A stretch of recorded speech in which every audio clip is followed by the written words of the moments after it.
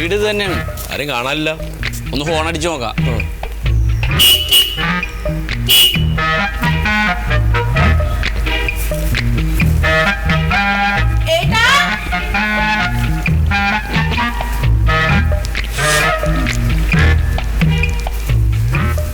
നമസ്കാരം സാർ. സത്യശീലനല്ലേ? അതെ സാറേ, സത്യശീലനാണ്.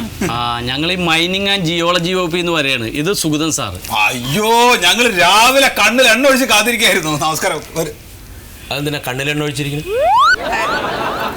അല്ല, സാറന്മാര് വരൂന്ന് വിചാരിച്ച് വെളുപ്പിനെ തൊട്ട് ഞങ്ങൾ റോട്ടില് കാത്തു നിൽക്കായിരുന്നു. ഇപ്പൊ ഇങ്ങോട്ട് അകത്തേക്ക് കയറിയതേ ഉള്ളൂ ഇത്തിരി വെള്ളം കുടിക്കാൻ. സാറേ കയറി നിങ്ങൾ. സാറേ കേറാല്ലേ? വേണ്ട.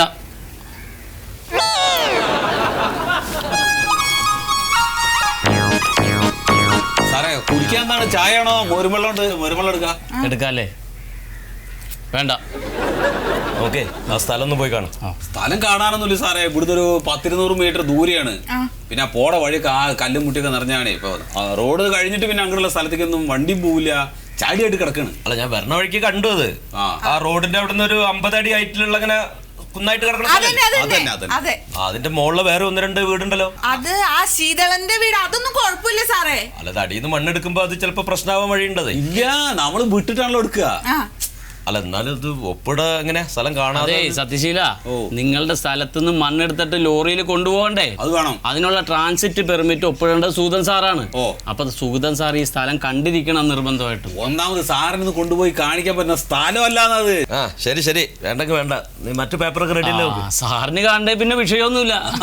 എല്ലാ പേപ്പറും റെഡി അല്ലേ? എല്ലാം ഉണ്ട് സാറേ, എല്ലാം വെച്ചിട്ടുണ്ട്. അന്ന് സാറ് പറഞ്ഞിട്ടില്ലേ, മറ്റേ കരടച്ച റെസിപ്റ്റ് വേണം, പിന്നെ വീടിനുള്ള പെർമിറ്റ് വേണം, പ്ലാൻ, സ്കെച്ച്, അതെല്ലാം വെച്ചിട്ടുണ്ട്.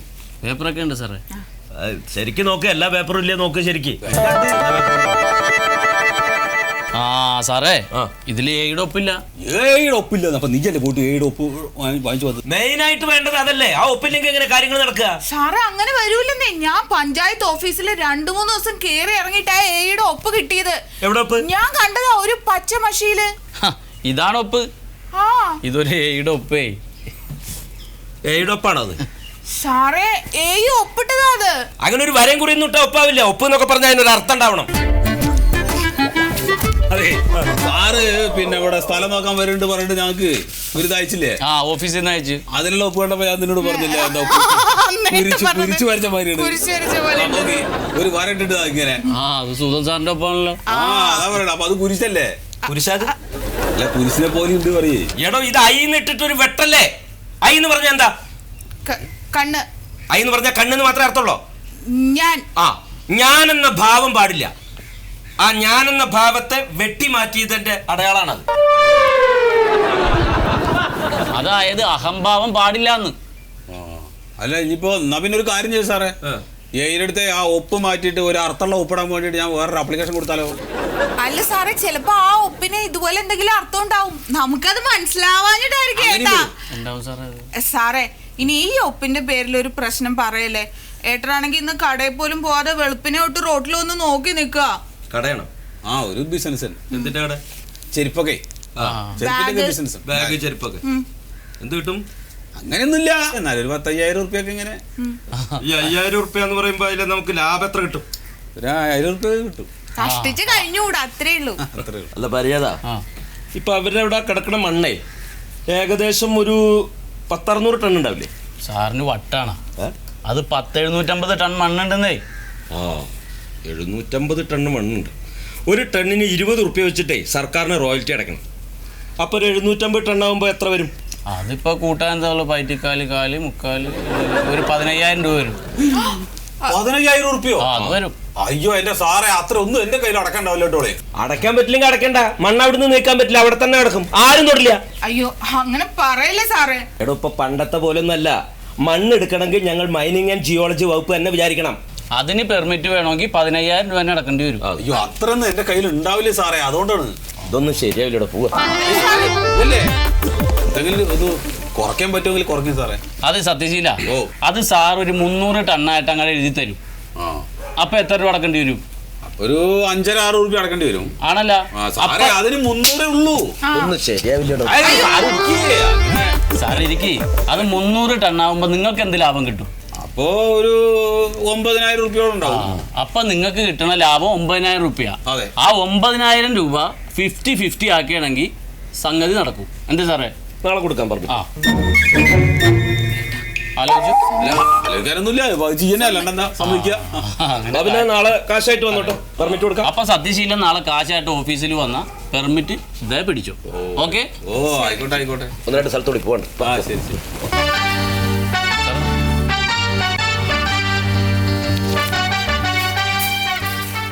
ഈ പൈസക്ക് എന്ത് കാണിക്കും? ആരോടെങ്കിലും പോയി ചോദിക്ക്. ഇത് ആരോടെങ്കിലും ചോദിക്കണത്? നിന്റെ ആങ്ങളോടനെ ചോദിക്കാം. ആ പൊട്ടനെ പെങ്ങള് പറഞ്ഞ ജീവനാണല്ലോ. ഞാൻ വേറൊരു ഐഡിയ പറഞ്ഞു തരട്ടെ. എന്താണ്? നിങ്ങളുടെ കൂട്ടുകാരോട് ആരോടെങ്കിലും ചോദിക്കാം. അയ്യേ, അതൊക്കെ നാണക്കടല്ലേ. എന്റെ വീട്ടിൽ നിന്ന് അവസാനം ഒരു നാണക്കേടും ഇല്ലല്ലേ? അത് നമ്മുടെ അല്ലേ? നമ്മുടെ തന്നെ.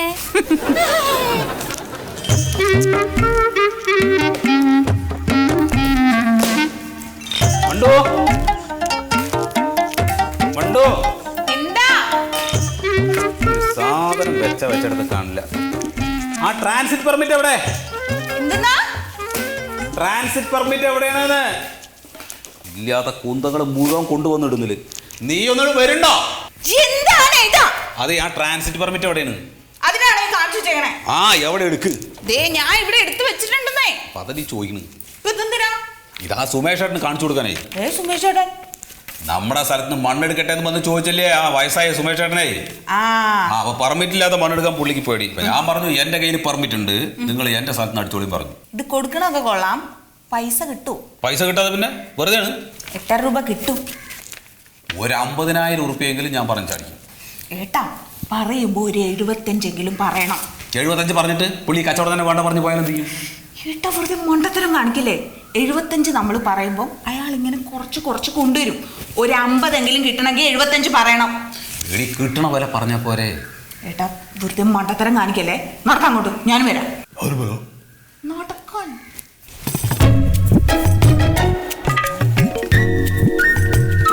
ആ അപ്പോ സുമേഷ് ഏട്ടാ, ഇതാണ് പെർമിറ്റ്. ആ കാര്യം എന്താന്ന് വെച്ചാല് ആ അവിടുത്തെ പെർമിറ്റ് ഇല്ലാത്ത മണ്ണാണ്. അതുകൊണ്ടാണ് ഞാൻ ഇങ്ങോട്ട് വന്നത്. നിങ്ങൾ എന്താ പറഞ്ഞോളൂ, നിങ്ങൾ വില പറഞ്ഞില്ലല്ലോ. വില ഒറ്റ വില. ആ അങ്ങോട്ടുമില്ല ഇങ്ങോട്ടുമില്ല. ഒരു 2.5 ലക്ഷം രൂപ അങ്ങോട്ട് പിടിച്ചോ. എത്ര? 2.5 ലക്ഷം രൂപയോ? ആ 2.5 ലക്ഷം രൂപ തരാന്ന് പറയുന്നത്. അല്ല ഞാൻ വല്ല ബുദ്ധിമുട്ടുണ്ടെങ്കിൽ ഒരു 50,000 രൂപ കയറ്റിക്കോ, ഒരു 3 ആക്കിക്കോ. 3 ലക്ഷം രൂപ. 3 ലക്ഷം രൂപ തരാന്ന് ഈ തന്ത പൊട്ടണം. ഏട്ടാ 5 സെന്റിലെ മണ്ണിനല്ലേ ഈ വില? ഓ എന്നാൽ നമുക്ക് ബാക്കി 5 സെന്റിലെ മണ്ണ് വേറെ ആർക്കെങ്കിലും ഇതിലും കൂടുതൽ പൈസക്ക് കൊടുക്കാൻ നോക്കാം. പിന്നെന്താ, അതല്ലേ ലാഭം. ഇത് പറ. ഇതിപ്പോ എന്താ അറിയോ, നിങ്ങൾ പറഞ്ഞ വിലയുണ്ടല്ലോ അത് വളരെ കുറവാണ്. വളരെ കുറവാണല്ലേ? എന്നാ ഇത് ഇവിടെ വെച്ച് അവസാനിപ്പിക്കാം. അല്ല അത് അവസാനിപ്പിക്കണ്ട. എന്തിനാ അവസാനിപ്പിക്കണേ? നമ്മളൊരു കരാറ് പറഞ്ഞ് ഉറപ്പിച്ചതാണല്ലോ. അപ്പൊ നിങ്ങളൊരു കാര്യം ചെയ്യും, ആ 3 ലക്ഷം രൂപ തന്നോളേ. എന്നാൽ എത്രയും പെട്ടെന്ന് മണ്ണടിച്ചോളെ കേട്ടോ. പെർമിറ്റ് ഉണ്ടല്ലോ. പെർമിറ്റ് അല്ലേ ഇരിക്കണതല്ലേ, വായിച്ചു നോക്കി നിങ്ങൾ. എനിക്ക് വിശ്വാസ. അപ്പൊ അങ്ങനെ ആവട്ടെ. ഇത് മോളാണല്ലേ? ആ ചെറുമോളാ. ശരി. ഓ ആയിക്കോട്ടെ ആയിക്കോട്ടെ.